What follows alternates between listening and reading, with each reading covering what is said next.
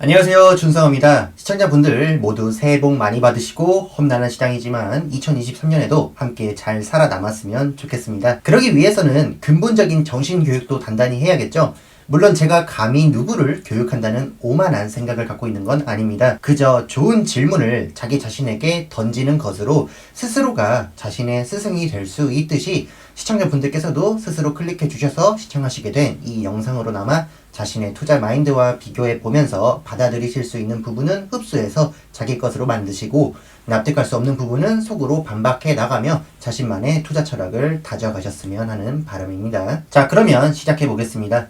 먼저 우리 시청자분들은 QLD, TQQQ를 비롯한 레버리지 종목을 보면 어떤 이미지가 떠오르시나요? 일반적으로는 화끈한 이미지를 갖고 있지 않을까 싶습니다. 만약 100%의 수익률을 목표한다고 가정했을 때 같은 대상에 투자한다면 아무래도 레버리지 종목이 먼저 도달할 것처럼 여겨지죠. 한국인들 성격이 워낙 빠른 것을 좋아하다 보니 선호하는 경향이 있는 것 같습니다. 그 밖에도 대중적으로는 하이 리스크, 하이 리턴이라는 이미지를 떠올리곤 하죠. 그래서 이런 레버리지 종목에 투자하는 분들의 성향도 앞서 언급한 이미지들과 일치하는 경향이 있을 겁니다. 애초에 사람마다 성향에 안 맞는 투자를 하기가 어려워요. 자기가 장기 투자 스타일이 아니면서 실력으로는 장기 투자밖에 답이 없어서 울며 겨자 먹기로 매매를 참는 분들도 있을 겁니다. 아니면 도박을 즐기시는 분들이 있다면 주식도 도박처럼 할 때가 있을 테고 승부사 기질이 있는 분들이라면 확신하는 종목에 대출까지 해서 밀어넣는 모습을 보일 때도 있겠죠. 따라서 레버리지 종목들이 대중들에게 보여지는 이미지대로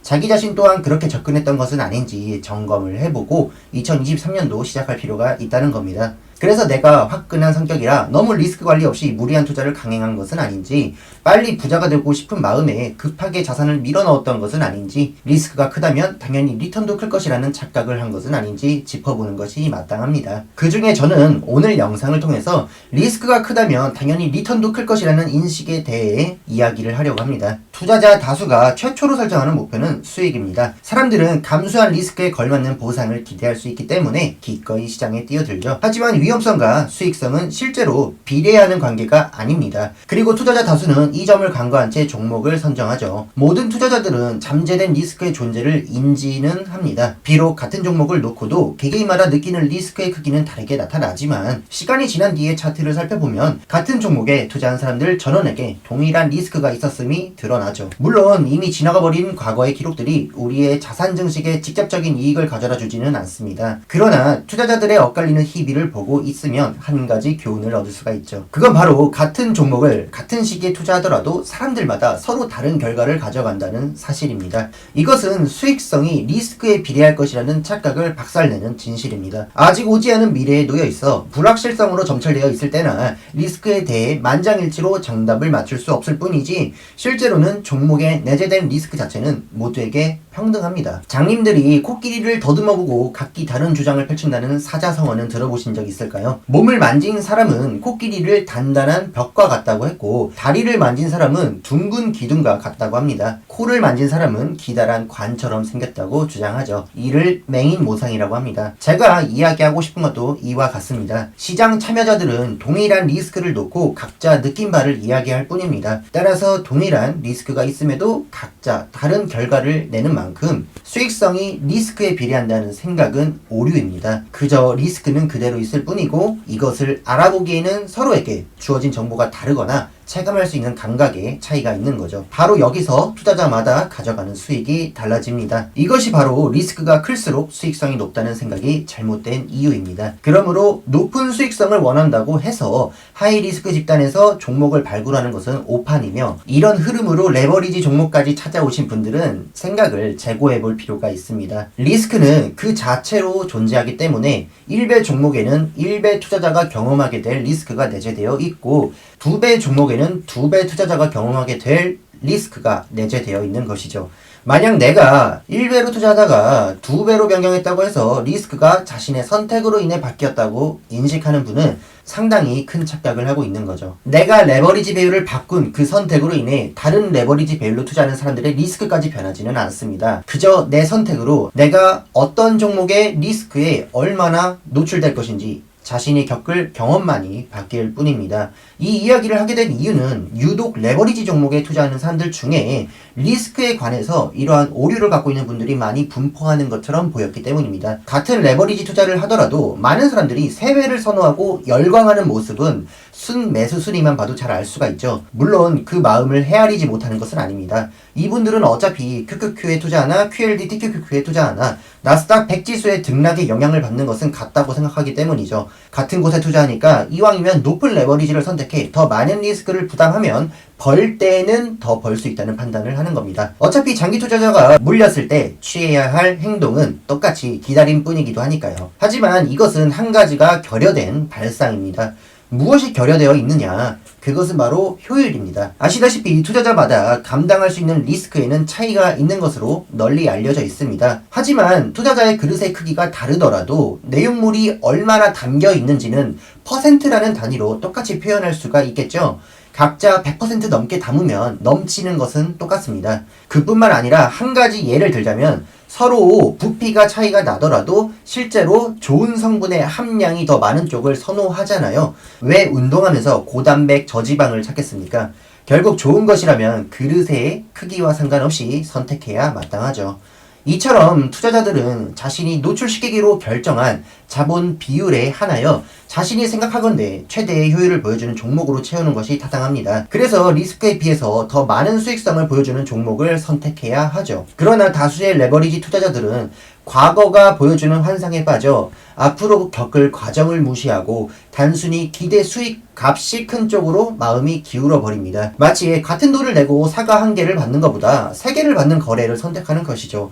하지만 그 거래가 즉시 교환의 개념이 아니라 선불 후 후지급의 형태이고 물건을 제대로 받지 못할 확률까지 들어간다면 어떨까요?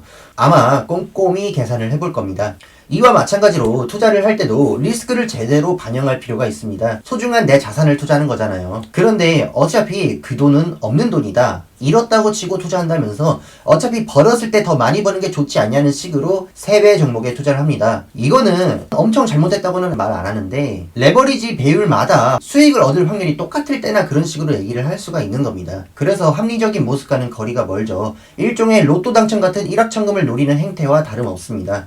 투자는 되면 좋고 아닌 말고식으로 하는 게 아니거든요. 그럼에도 많은 분들이 레버리지 ETF 투자에서 리스크를 대수롭지 않게 생각합니다. 단순히 1배보다 더 널뛰기를 할 뿐이지 결국 상승했으면 나도 번 거 아니냐고 하는 거죠. 하지만 횡보할 때는 엄밀히 말해서 손실이 발생한다는 것을 간과하죠.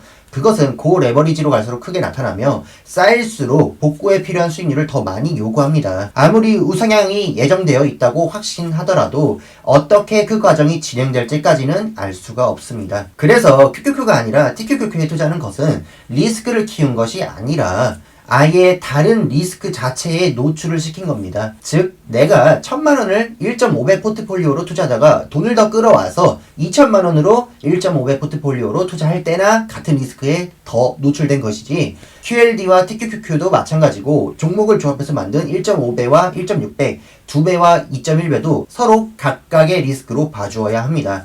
그러므로 단순히 리스크를 더 높게 투자했다고 해서 반드시 수익성이 높아지는 게 아님을 분명히 인식하셔야 하고 각각 따로 존재하는 레버리지 배율별 리스크를 반영한 수익성을 보고 투자를 해야 합니다. 다행히도 리스크는 과정을 몰라도 하락률로 표현을 할 수가 있고 불투명한 미래에 대해서는 지금까지 보여준 50년간의 데이터들로 시뮬레이션을 해서 확률 밀도가 높게 나타나는 중위값을 구해볼 수가 있습니다. 어느 정도 참고할 여지가 있죠. 제 책에 나와 있는 이 표를 보시면 효율표가 있습니다. 각 레버리지 배율별로 얻을 수 있는 기대 수익의 중위값을 최대 낙폭의 중위값의 복구에 필요한 수익률로 나눈 것을 효율로 정의하고 있습니다. 이렇게 보면 확률상 2배가 가장 높은 효율을 보여주고 있죠.